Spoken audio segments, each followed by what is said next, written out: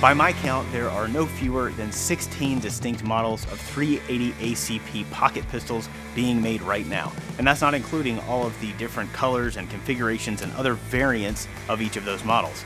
Almost every major handgun maker has at least one pocket 380 in their lineup. And the simple reason is that these guns sell. They are stupid convenient to carry, they are cheap, and within the last decade, they have risen to become some of the most popular handguns for concealed carry. Over the last couple of weeks, I have been spending a lot of time at the range with 380 pocket guns, and today we are going to take a look at how a few of these models compare to each other. Now, I couldn't devote time to each and every 380 on the market, so this is limited to a selection of 6 from among the most popular models. If you've considered picking up a 380, even if it's not one of the ones that I've covered, this should at least give you an idea of the different types of models that are available and what kind of features to look for. I'm also limiting this review to truly pocket-sized micro pistols. The Glock 42 is the largest gun on the list, and it's even kind of pushing the limits of this size category. So for today at least, I am not considering larger guns like the Smith & Wesson Shield EZ or older, heavy, classic designs like the Walther PPKS.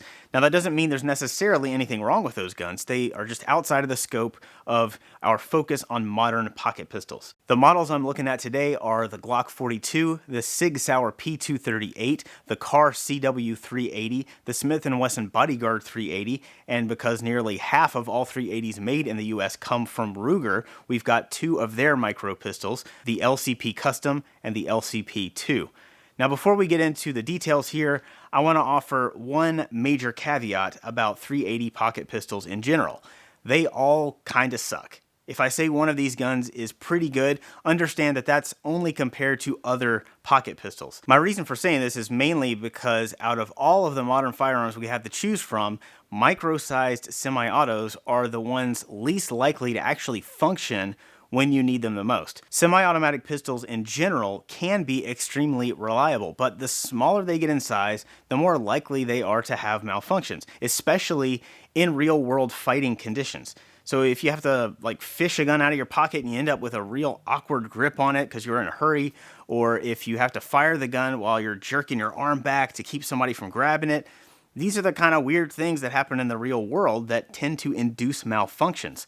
A lot of these pocket guns also seem to have mechanical problems.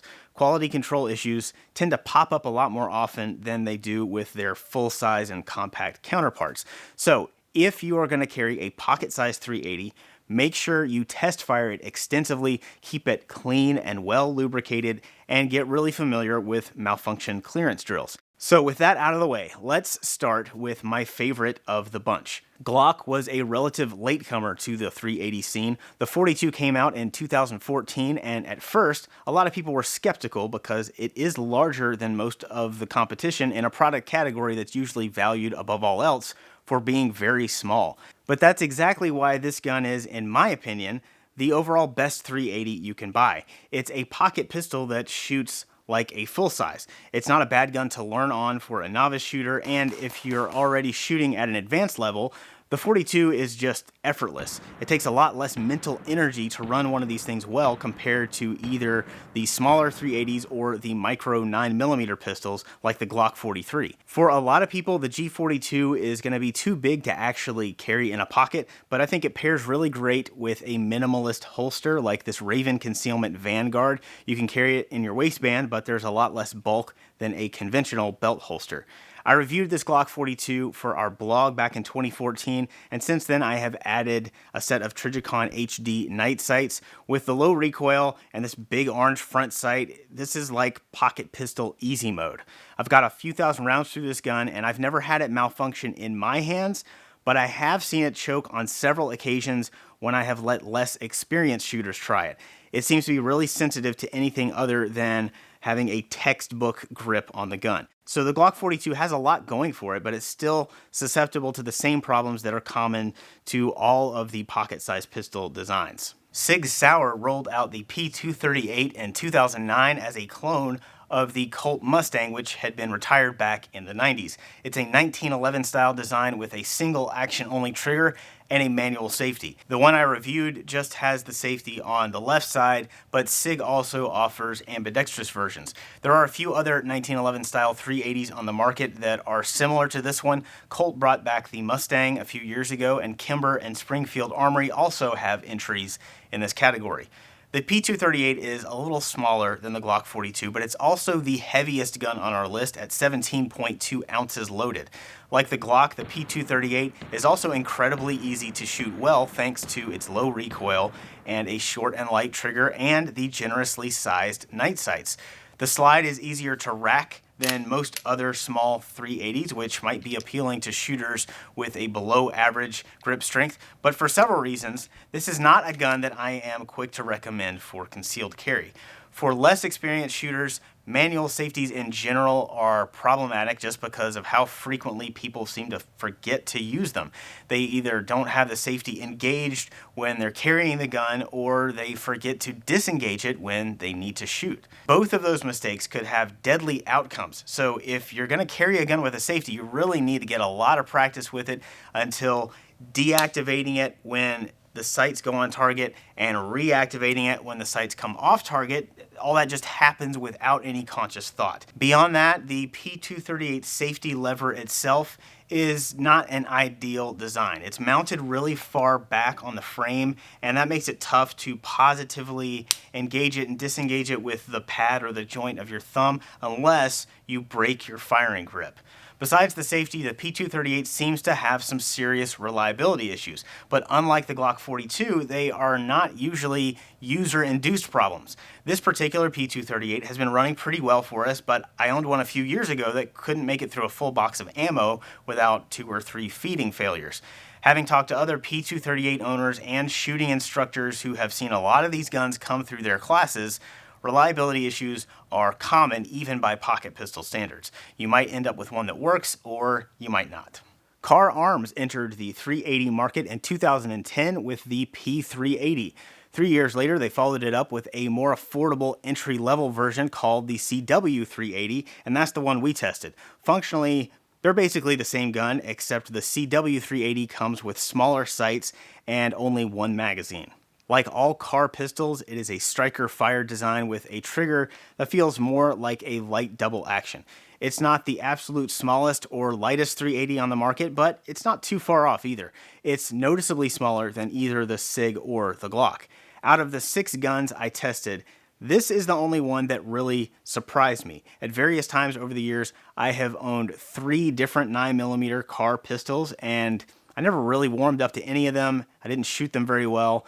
We have used a Car CW45 for some of our ballistic gel tests, and it has to be one of the most miserable and unreliable guns I have ever shot. So I had low expectations for the CW380, but it has turned out to be an excellent shooter. For a gun its size, the recoil is unexpectedly mild. It's not effortless like shooting the Sig or the Glock, but it doesn't have that same snappy quality that you tend to get with most of the smaller pocket 380s. I kind of wish we had reviewed the P380 instead of the CW380 because the weakest aspect of this gun is the small sights. Now, fortunately, there are aftermarket options available if you want to upgrade those.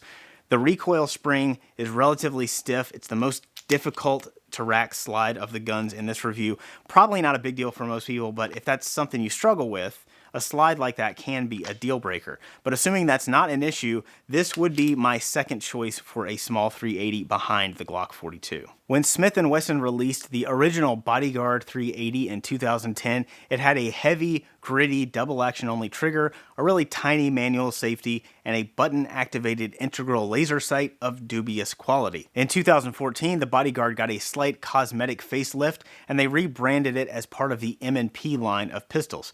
More importantly, they began offering a version without the integral laser or the manual safety, and that has turned out to be a decent little pistol. Compared to other small 380s, the Bodyguard's grip is a little larger lengthwise, so if your hands feel cramped when you're holding other pocket pistols, you might find it slightly easier to get a solid firing grip on this gun. The trigger on the latest models is much improved over the earlier Bodyguards, even though it's still somewhat long and heavy. I actually kind of like it because it feels more like a smooth J-frame trigger than any of the other pocket semi-autos, but I understand why a lot of people would not consider that to be a benefit. The Bodyguard comes standard with a set of plain black sights of a respectable size, like I've done with most of the other pistols in this review. A little neon orange nail polish on the front sight goes a long way toward making it stand out. At the range, I was able to shoot the Bodyguard fairly well. Actually, I could shoot it slightly better than the car, mostly thanks to the larger sights. However, that is in spite of the fairly significant recoil. I definitely had to put more mental effort into how I was gripping the gun in order to adequately control it. That said, I like the Bodyguard because of how well it shoots for me, even though it's not much fun, and I like the added safety of a hammer-fired double-action only pistol. But I'm not too quick to recommend it. If you're not already comfortable with managing a heavy trigger and with snappy recoil, you are probably not going to do well with this one. Ruger is the company most responsible for popularizing the modern Pocket 380 with the 2008 introduction of their LCP, or lightweight compact pistol. It's not quite as light as the Kel-Tec P3AT that inspired it, but it's among the lightest 380s on the market with a loaded weight of just 12.2 ounces. Over the years, Ruger has offered dozens of variants of the LCP, including this one. It's an upgraded model originally released in 2015 called the LCP Custom. The standard LCP has stumpy little sights that are machined into the top of the slide. This version has dovetail cuts with larger sights installed. It also has this red skeletonized trigger, which is wider than the standard trigger and makes the trigger pull feel lighter. Despite the LCP Custom having earned a lot of enthusiastic fans, Ruger actually discontinued it a couple of years ago. My guess is that they didn't want it cannibalizing sales from the newer LCP2, which is probably a little cheaper to make. Ruger's current catalog does include an LCP with a silver version of the wide skeletonized trigger with the standard LCP sights. I do think the Custom is a nice upgrade over the original LCP, but not enough to make me a fan. The recoil is similar to what I experienced with the Bodyguard, except that, like a lot of people, I tend to get trigger bite with the LCP. That's where the recoil causes the trigger finger to get pinched in between the bottom of the trigger and the trigger guard, and it makes shooting the gun pretty unpleasant. Even though the sights are much easier to see than the standard LCP, the sharp angles on this rear sight make it unnecessarily prone to snagging on clothing. And like the Sig P238, the LCP is another model that seems to have hit or miss reliability. So with or without these upgrades, I really cannot recommend the Ruger LCP. In order to address some of those issues with the LCP, in 2016, Ruger announced the LCP2. They made several changes to this new model, like a wider grip that helps cut down on felt recoil, improved sights, and a magazine that locks the slide open when the gun is empty.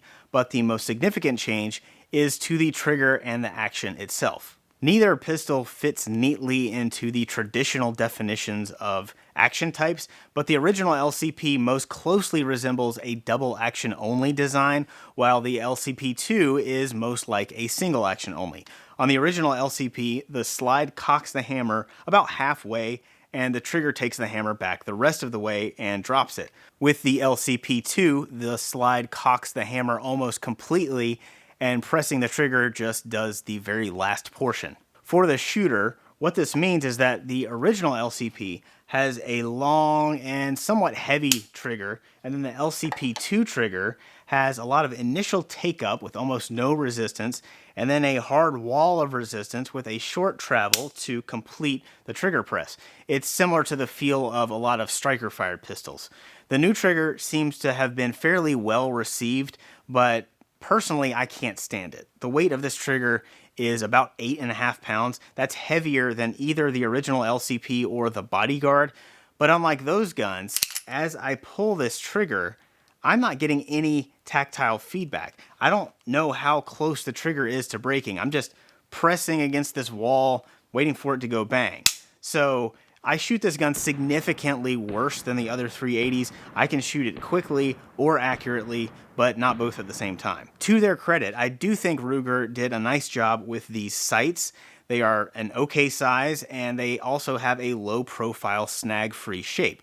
That said, if you want the smallest possible 380 with a manageable trigger, I would recommend the car instead. The next time we return to our pocket pistol series, I'll be devoting some time to snub nose revolver, so be on the lookout for that, and also be sure to order some ammo from us with lightning fast shipping at luckygunner.com.